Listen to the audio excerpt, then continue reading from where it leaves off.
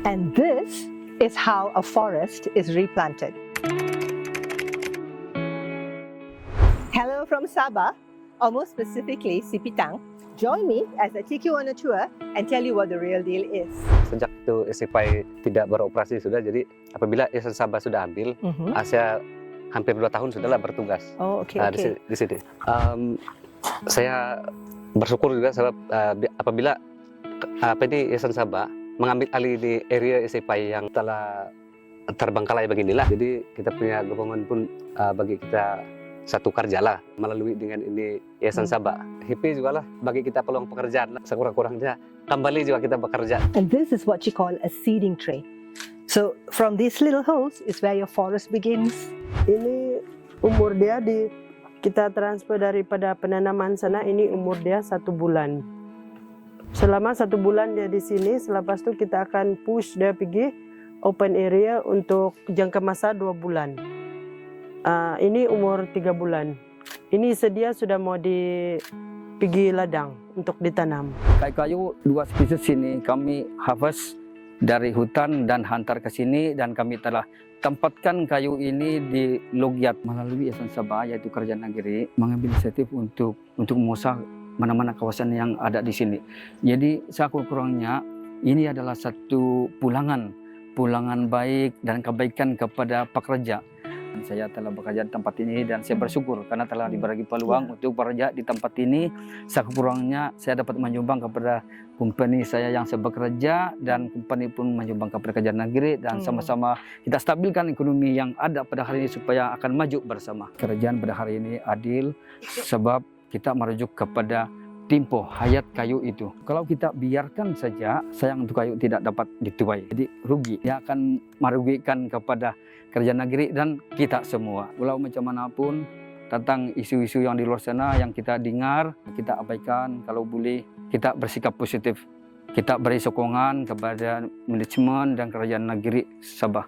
Receivership took place in 2017 and that's where the downfall started coming in because of no income of sources in terms of cash flow.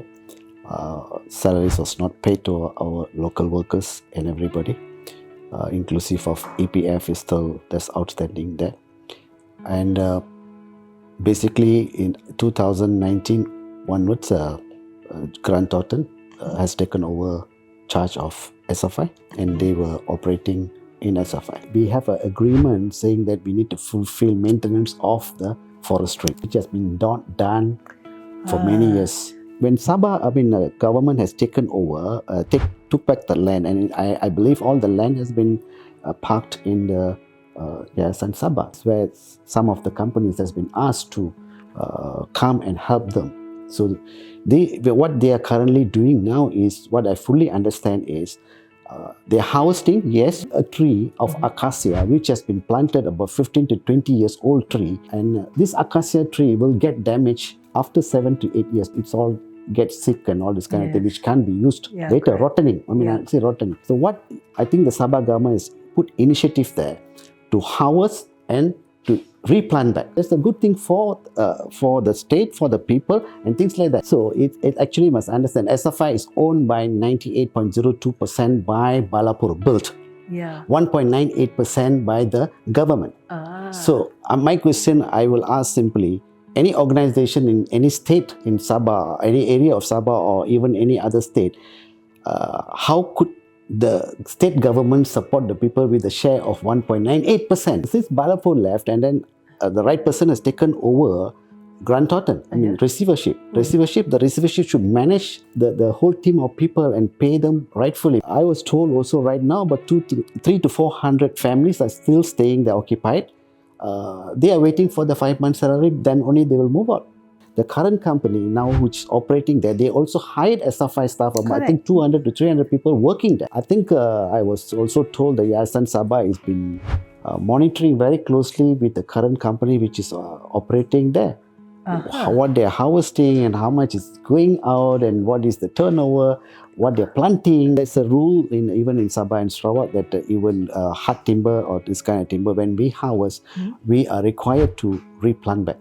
forest cannot be neglected empty. Yeah. You know, I mean, the new company which has been harvesting, they have not hired any external people to come there and be Yeah. employed, and everybody there are locals. I'm working with SFI since 2015. SFI diletakkan di bawah receiver manager bermula 2017. Yang mana receiver manager ni sepanjang pengetahuan saya, dia ni ditugaskan untuk menjual SFI Aha. bagi menampung segala kos yang tertunggak lah. Tapi apa yang saya dapati, benda tu tidak berlaku lah sepanjang pengamatan saya. Sebagai contoh, saya boleh berikan apabila receiver manager masuk saja, segala kayu komersial kita yang ada di Lokyat, diorang mula jual. Lepas tu saya terkejut apabila di ITC ada dua pellet machine didirikan oleh sebuah syarikat. Perjanjiannya macam mana saya tidak tahu. Lepas tu perkara ini berlanjutan sehinggalah apabila kerajaan negeri mula menarik konsesi, barulah timbul kekecohan dan berusaha untuk menjual SFI ini dengan bersungguh-sungguh. Dan apa yang berlaku, sebagaimana bukti yang saya sertakan, beberapa aset SFI dijual begitu saja, dan saya sebagai pekerja sebenarnya tertunggak bayaran KWSP yang telah dipotong dari gaji saya dan juga SOSO saya kan tidak dicarumkan. Begitu juga seramai 1,000 lebih pekerja SFI yang tidak dibayar gaji selama 5 bulan tapi telah bekerja dan 5 bulan tanpa gaji, yang mana sehingga sekarang masih belum dibayar. Salah satu langkah kerajaan sekarang ini adalah menarik tanah-tanah konsesi yang diberikan kepada SFI, yang mana di atas tanah tersebut telah ditanam dengan kayu akasia. Pada saya tindakan kerajaan adalah bijak, sebab kayu-kayu akasia yang telah berusia lebih daripada 7 tahun ke atas, ianya akan mati dan akan membuat satu impak kerugian lah. Dan pada saya menjadi hak kerajaan negeri untuk menarik balik konsesi apabila ia telah tidak digunakan lagi. Langkah bijak yang kerajaan lakukan adalah melantik satu firma melalui Yayasan Sabah untuk menuai hasil menalam semula. So hasil daripada apa yang saya tanya dengan Jabatan Perhutanan, benda itu berjaya.